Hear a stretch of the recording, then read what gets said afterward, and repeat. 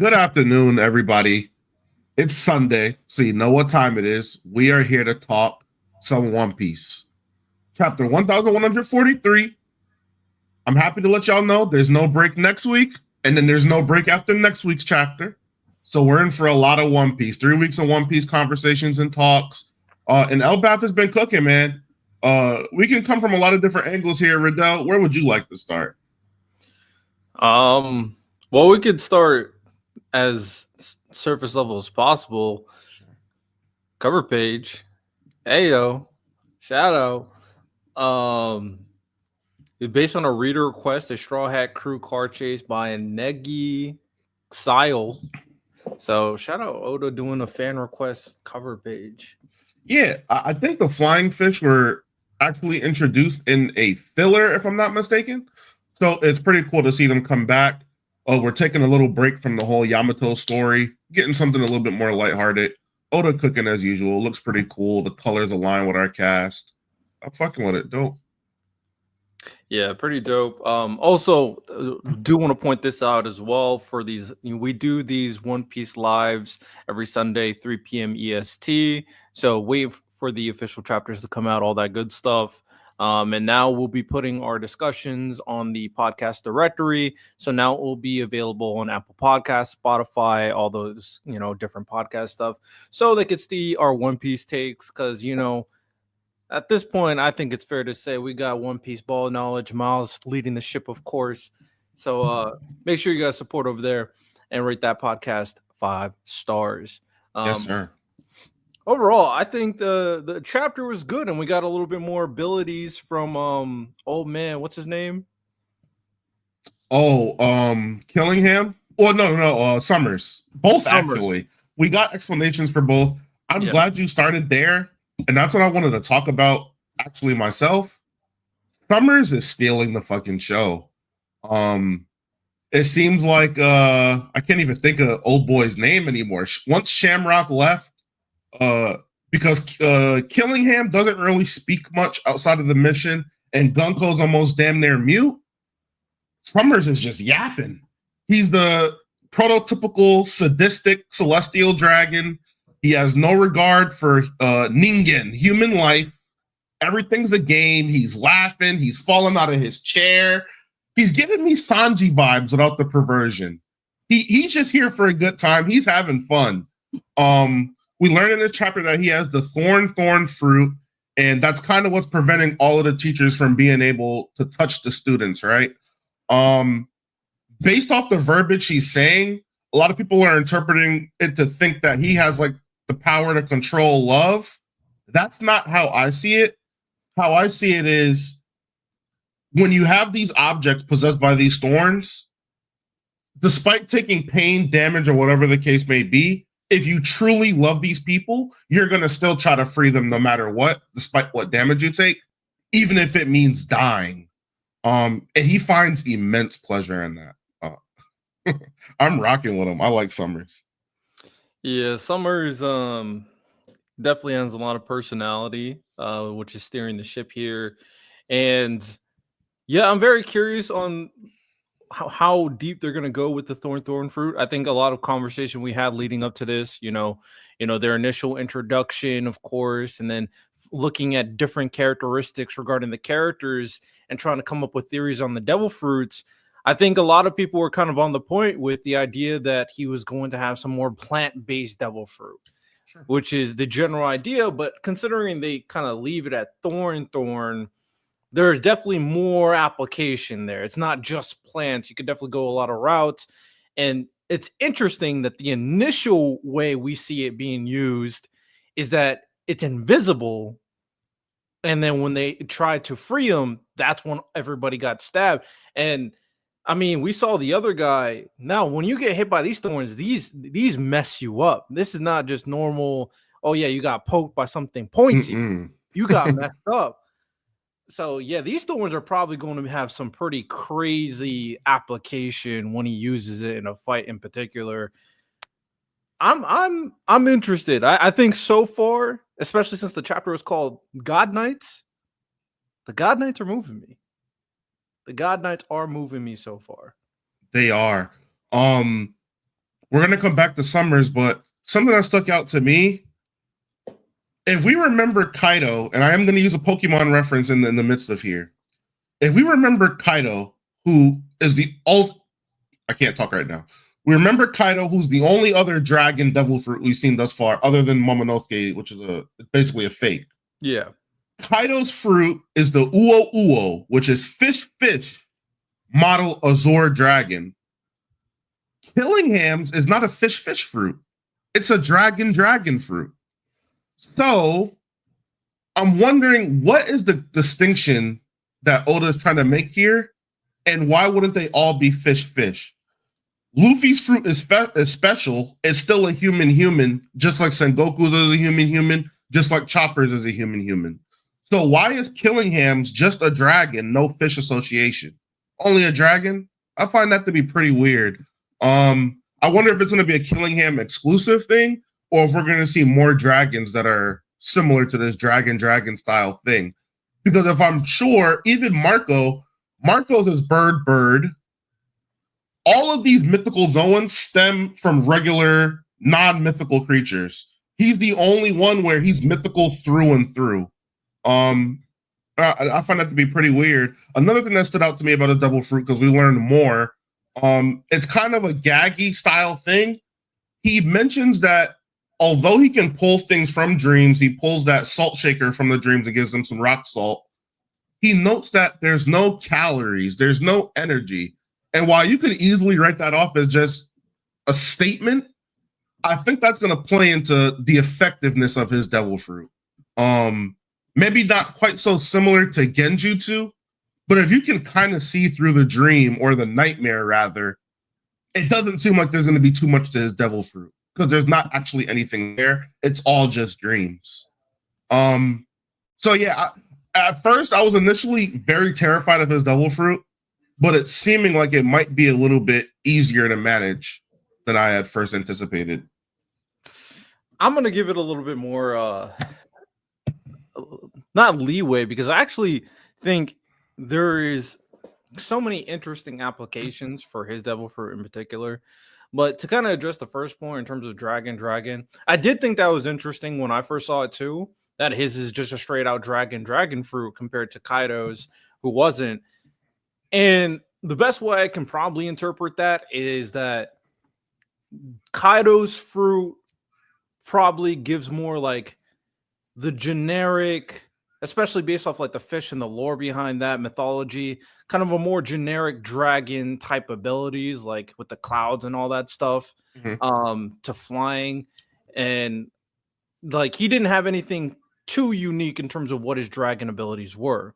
Sure. Whereas a dragon fruit, especially his, was model Kirin, which I do think we talked about Kirin a little bit in terms of the aesthetic, with the clouds and things. That means it's going to have more specific type of dragon abilities. Now, when they said Kirin, every time I think of Kirin, obviously I think of Sasuke and I think of lightning. And thunder and all that stuff. So it's interesting that the way they're using Kirin here is for a more dream-based ability, which, to be fair to me, I don't really look too deeply into what Kirin is and what the connective Kirin lore is at the end of the day. Sure. But model Kirin, dream manifesting man, he can manifest things in your dream by taking it out of your dream. And it does seem like he doesn't necessarily have to just physically bring it out, which is, there might be a different application, because he was able to make dreams out of kids that he's nowhere near. Their whole like huge monsters come out. So there's probably different levels on how it's being used, because we also seen some monsters, actually fight a little bit as well. And then he says, okay, wait. It was putting in a little work, it did get beat up by Saul, but Saul had to use hockey, right? And it may have no energy, which I do think is an interesting aspect to it. But let's say he awakens it, then I could see it where it does have energy behind it. So there might be different ways he plans to use it here. I don't think it's just going to be a Genjutsu thing, but I do think it probably is going to rely on people's dreams to be able to use it completely. And I wonder if he can use his own dreams as well, because then that just opens up the floodgates. If he can just dream something up and then it gets used. I think there's something there. And that's the beauty of One Piece. I'm not moved at all. We did learn a little bit more about it. He's not really limited in terms of how many people he could take dreams from at a time, which is pretty cool. 5, 10, 15 people, wrap up all of their dreams, create something out of it. But me seeing it get beat, and the only time it's been effective is against those firefighters, he's gonna have to prove it to me. At least with Summers and Gunko, I've seen Gunko's herds did damage to Loki, albeit him chained up. Loki's pretty much hyped up to be the strongest giant, I would assume. And then Summer's thorns inflict crazy damage. The gym teacher's out of commission because of it. And then when Saul gets hit, it stabs straight through his hand, his arm. That stuff is no joke. To touch on something that you said, though, because Summers was also able to put his attack on the kids, Gunko was as well. What is their range of their attack? Like, they're really far away, just macking, able to kind of create chaos on this island. Yeah, I mean, even Summers was like, yo, this is too easy. So they're just sitting on like the edge of the island and just using their devil fruit, affecting the entire island. This is kind of one of the more crazier ways that people have been dominating with their devil fruit we've seen in the One Piece verse, because usually it's like, okay, 1v1, put in work, and that's how we're going to dominate. Now their abilities are so broken, then they just got to chill and they're dominating. And at this point, it's definitely seeming like out of like all the organizations we've met, the God Knights seem to be the strongest ones. And we just met 3 of them. And Shamrock hasn't really done anything yet. And this could be, although we love the 7 warlords, you know, we got the 4 admirals, which is on rotation. The God Knights might be the best group, other than the Straw Hats, obviously, in One Piece. And I'm here for it because we talked about them potentially being like the Akatsuki. But if they dive into a little bit more character, because the Akatsuki, something you can argue is that we don't really know the story of all these characters like that. So if we dive into it for real, like for the God Knights, they could really be top notch, which is unexpected because I don't think anybody thought we were going to have a big villain organization later on in the series after the Admirals and the Yonko. I don't think that was on anybody's bucket list. Sure.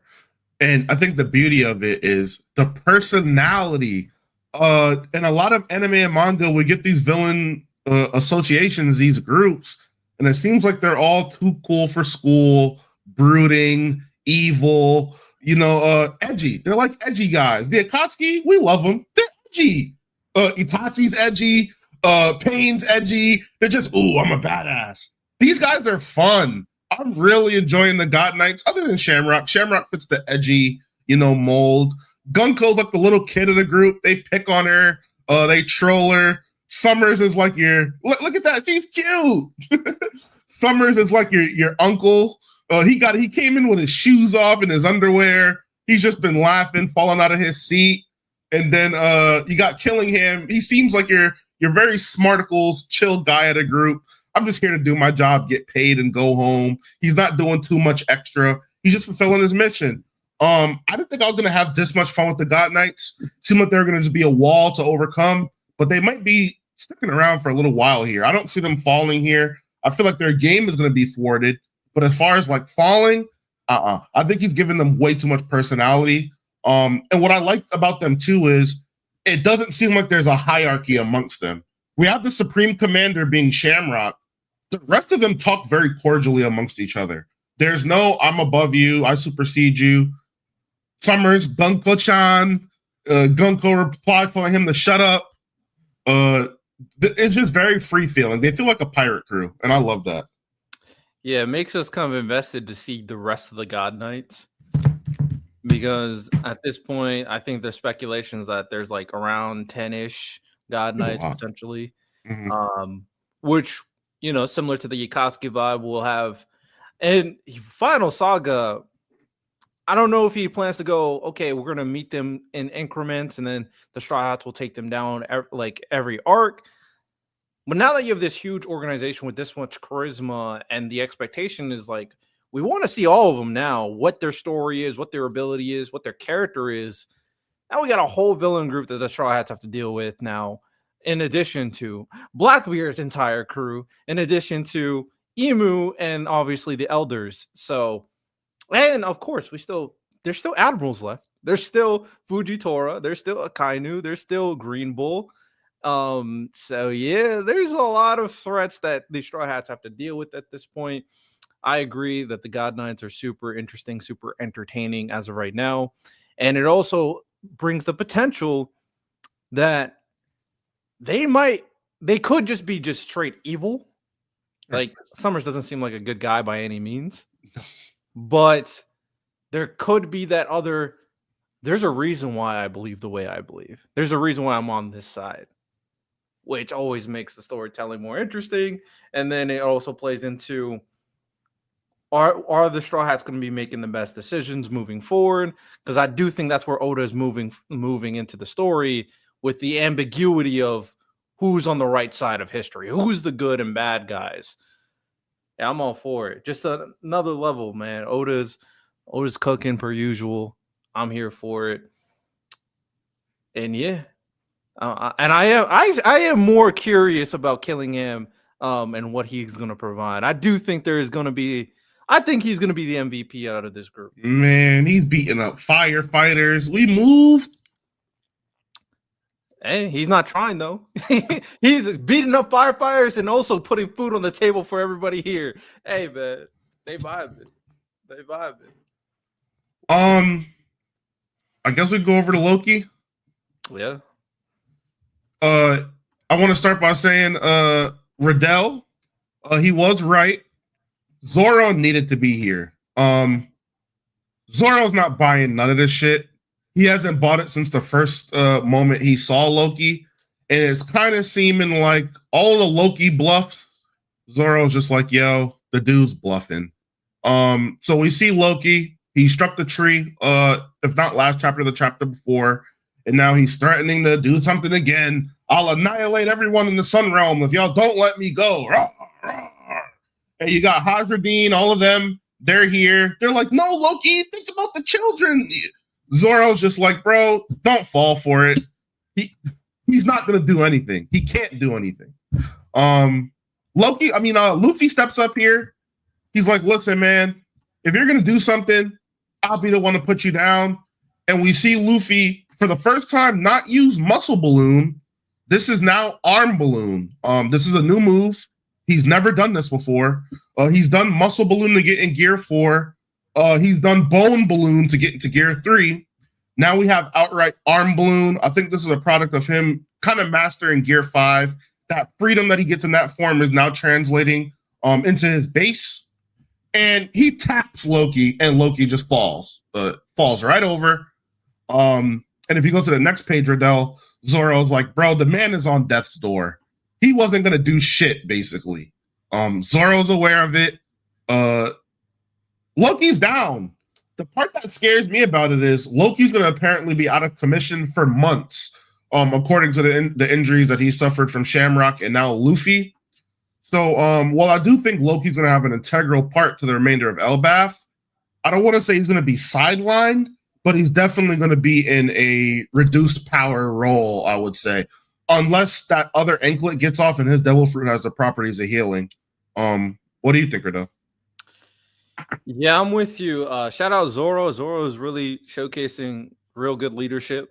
Ever since coming to this island, especially trying to basically putting Luffy in his place consistently throughout.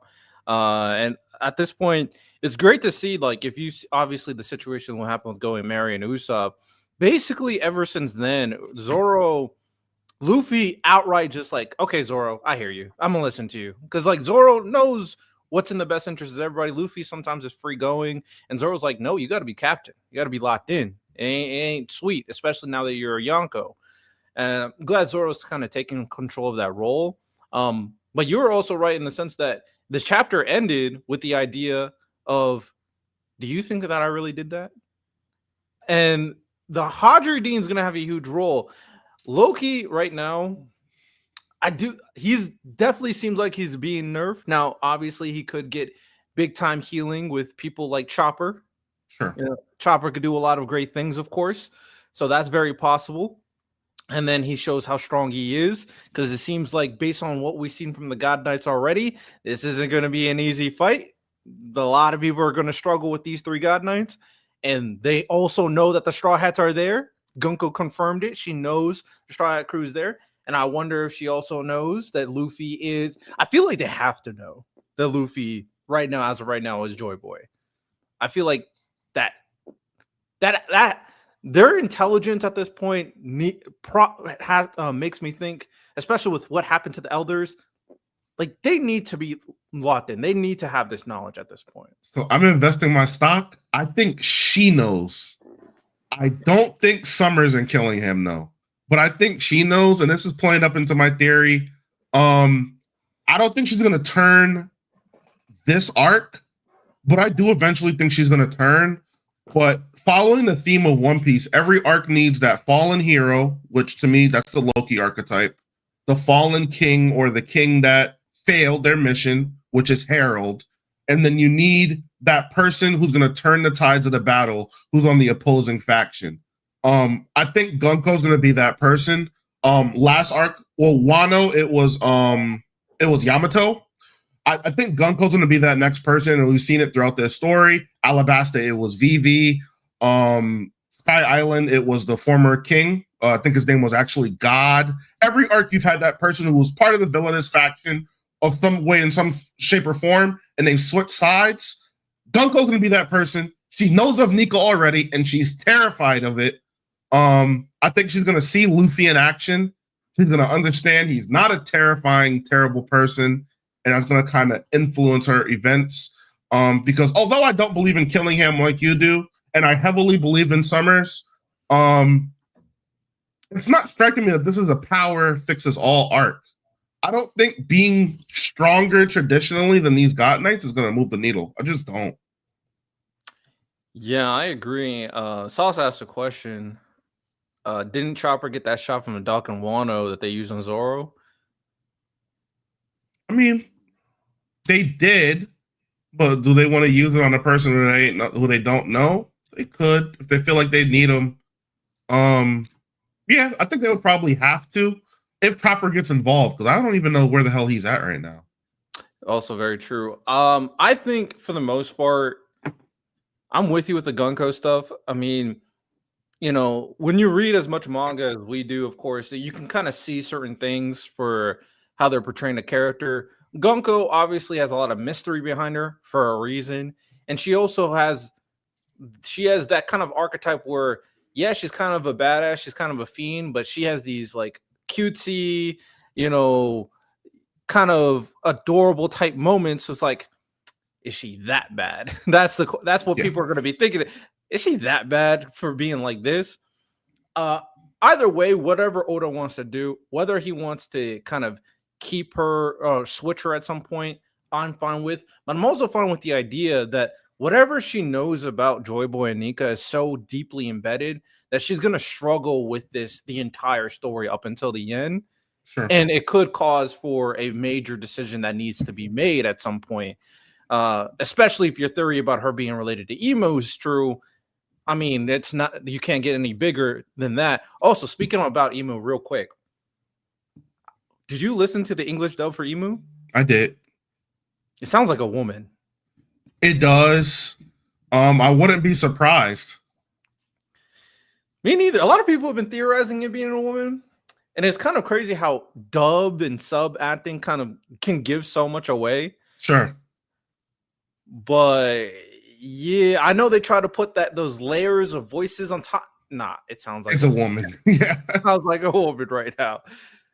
So leaning Emu's a woman, which is also very interesting that Emu's a woman leading everything, and that these elders allowed it to happen like that. Because obviously we know, especially for like traditional kings and stuff, do they want to listen to a woman? Nah, they ain't even trying to listen to a woman. Mm-mm. Oh, okay. That's just another layer right there for the Gunko stuff. And then did you hear Garland's voice? I don't like it.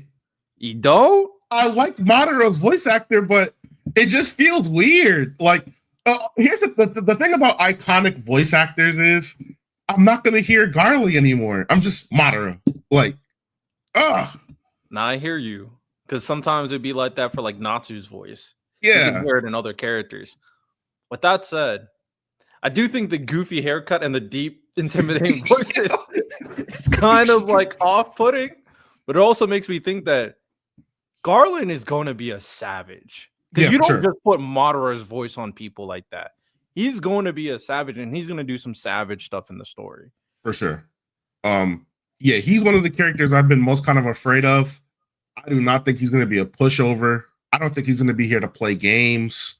Whenever he's on screen, straight business. That's how I feel. No lore dumps. He's not going to be spitting no knowledge to me. I'm here to fight. That's it. Yeah, that I'm all for that, or for sure. But yeah, I think the Straw Hats are really going to struggle in this fight in particular. I'm curious on the chess match that's going to take place between the God Knights and the Straw Hats, and it also obviously might as well touch upon this as well. The Loki and Hadradine and Harold thing, another kind of image of Harold. Bro, he just looks like a villain. I'm gonna be honest. Every way we kind of see Harold based off Oda's drawings, dude looks like a villain. You can't tell me this man doesn't look like a villain right here. He looks like a straight demon king right here with the horns. Also, shout out, he confirmed he had horns and everything. You are my sons. I love you both. I want you. Did this like support Elbaf after I'm gone? It's like he predicted his own death. I'm starting to wonder, is Harold dead? Is he actually dead? Well, the God Knight said that they wanted to visit his grave, though. True. But I've seen in other stories where, GTA 5, for example, Michael was visiting his own grave. So it's like, is he actually dead? And it could have been wild. I mean, to play into that point that you're talking about, Loki left a lot up in the air in his final statement saying, did you really think I killed him? There could be a lot of ways you can interpret it. One is someone else did it. Or two is he's still alive. Or three, there's a bigger looming story behind the death. So a lot of things could happen in this kind of situation. Another thing, and I'm wondering if you feel the same, I need some more backstory on Hadradine and Loki, because I'm glad Loki said it. Bro, you're really hung. You're drunk on this personal drama. Like, are you... It's like Hadradine stuck in first grade. Somebody made a your mom joke, and he just can't get over it. I need some more. Was Hadradine giving him wedgies? Was he taking his girlfriend? What did he do to have... Obviously, the father thing, right? That's up in the air. But he's also beating the crap out of his brother right here, to be fair, as well. But you're the big bro. Like, you letting little bro beat you up? My thing is, you just seem like a generational hater at this point.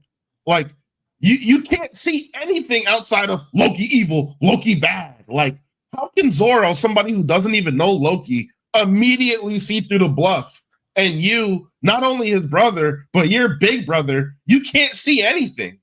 Like, he was starting to piss me off a little bit.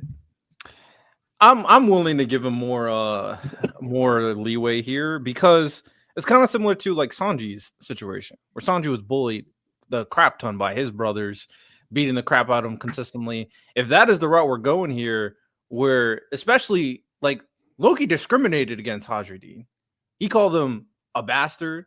You're not his legitimate son. Your mother had filthy blood in his veins. All true.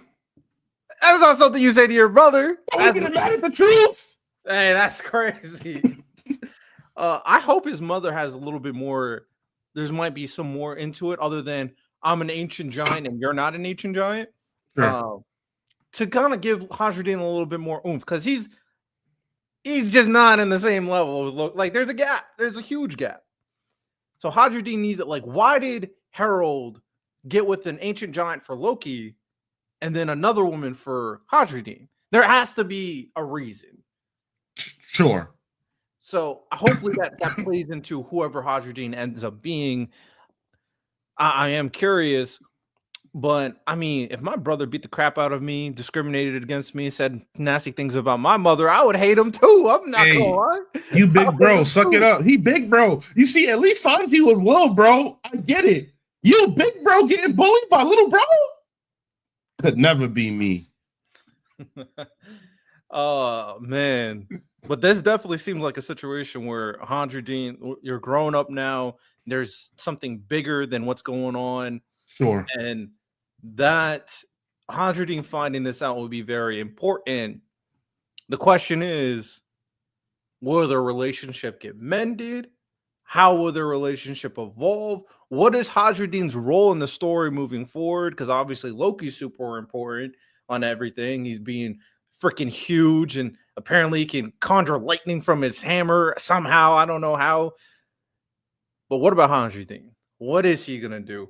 I'm interested. I'm invested into this little brother dynamic. And hey, One Piece does a lot of like stories like, oh yeah, this family dynamic, lock in because we here right now. They'd be doing a good job for that.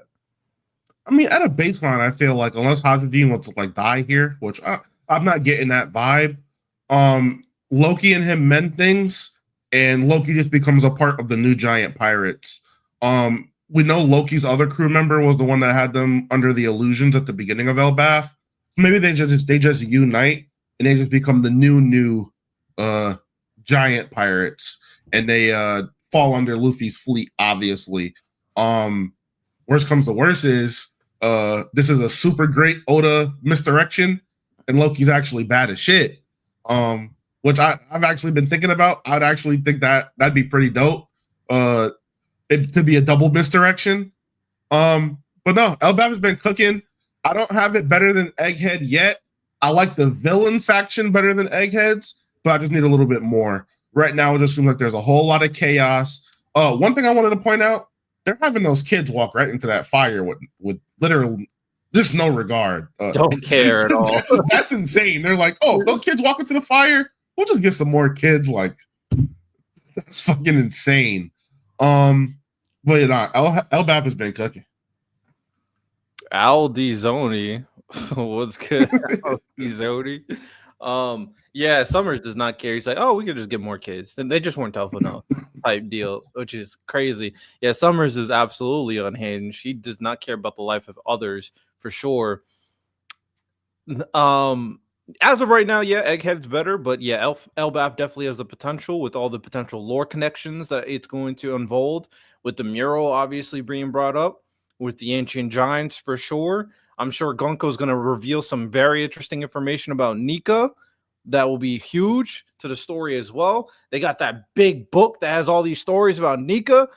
This is definitely going to be a very interesting place in terms of diving into the lore of the world before. And if they decide to do a misdirection for Loki, then Hadradine needs to get his 1v1s. That doesn't sound good.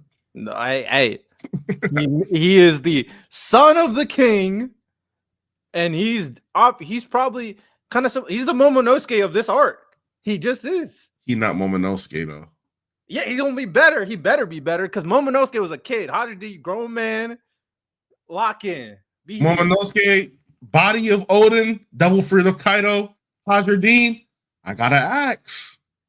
Yeah, we just don't know what his mother could do, and we know his father. He can unlock one half horn. He just gets super strong. Goes like, you know what? I'm gonna be locked in. One half of the horn comes out. He's not Ichigo. He is not Ichigo. Let's stop the cap. He is not Ichigo. He should have killed him when he had the chance if he was going to do anything. No, that'd be he got to listen to Luffy. One thing before we go. There was a panel, it's near the end. Road is always at the center. Road is one of the members of Hadradine's crew. Road is always at the center, in which he knows a lot of information, and he's always withholding. So, we know, we know he was present with with Luffy and Zoro when they encountered Scopper, and when they came back to the rest of the crew, he kind of didn't want to disclose the information until Gerd kind of beat his ass. Now we're in a situation where they're talking over Loki's injuries and how dire they look, how extreme they look. And it seems like he has an idea of where those injuries came from too. So it's just what the dude on the left. So it's like, what's up with Road? And how does he know everything? He just seems to know everything. He's always right place, right time. What does he know this time? Because he's saying, I think I might know who it was. Yeah, when I did read this, I was like, wait, what? How do you know? Nah, he might be more important than we expect. Of course, he's in a lot of these situations. He put these Straw Hats in that little mini world. Yeah, he might be a huge information guy, or he could be the traitor, because we're still suspecting there's a traitor amongst the Giants. So that would be very huge too, because he did want to kind of do his own thing at first. He did, regardless of what the Giants wanted. He was very eager to free Loki when nobody else wanted to. Like, why didn't he help them? Yeah, he definitely knows something. We definitely got to watch out for this dude right here. But that's pretty much everything. And I'm glad there's no break. Break for 2 weeks. Anything else that needs to be discussed? Do One Piece spinoff. For the folks that like love. So this was actually a manga. Before it's now becoming an anime, and it's basically it has a little to do with One Piece, but not much. But it's basically the story of two people who found love through their love of One Piece. So they're turning that into a spin-off anime. It's going to be similar animation style to the fan letter. So at a minimum, it'll at least look great. If you've seen the fan letter looked amazing. If you're into that lovey-dovey slice of life, I'm a One Piece fan, so I'm going to check it out. Tune into that. One Piece anime. We're 2 weeks away from that. So be on the lookout from that. Egghead will return. And it should be kicking off with Luffy and Kizaru happening very shortly after the return. That's going to be amazing. One Piece related, I think that's all we got. I've never seen a series create an anime about people liking the anime. Like, I've never seen that in my life. One Piece just goated. That's just as simple as that. One Piece goated. But yeah, can't wait to see what's going on in regards to that. I might finally start watching the anime again, just to see like what they plan to do. I haven't been watching the anime because I'm one of those people that if I already seen what happens, I'm not that interested to go see it happen again. Sure. But One Piece animation has been cooking, so I'll kind of dive into what they got going on for that, of course. And if you're listening, make sure to rate the podcast 5 stars again. Tune in Tuesday, 9 p.m. EST if you're rewatching this One Piece review, because next week we are doing a top 10 cartoons of all time topic. That one should be interesting. Make of the Rocky Port incident. There's a lot of spin-offs that Oda could have done for things that he doesn't really bring out. For sure. Ace, a movie of the Ace novel in particular, that would move me because Anime Ace is ass compared to Novel Ace. Novel Ace is that guy. Novel Ace was looking like a through and through first commander. He fighting Jinbei. He fighting Yamato. He fighting Whitebeard. He tough. Anime Ace, everybody he fight that's not a grunt, they belt to ass. I don't know. Ace might be the biggest like kill off considering potential I've seen. I can't even think of a bit like an anime that's done that, because at the end of the day, when you take in the totality of who Ace is, killing him off is actually like crazy. It's insane. So shout out Oda, man, because nobody can say he doesn't kill off important characters. He killed off Ace. He killed off Ace, man. That's as big as you can get without killing off any like important characters. So shout out. Anime Ace. Hey, man. But that's all we got here. So appreciate everybody. With that, we'll put this on the podcast. Y'all have a good one. Tune in next week. Take care. and peace.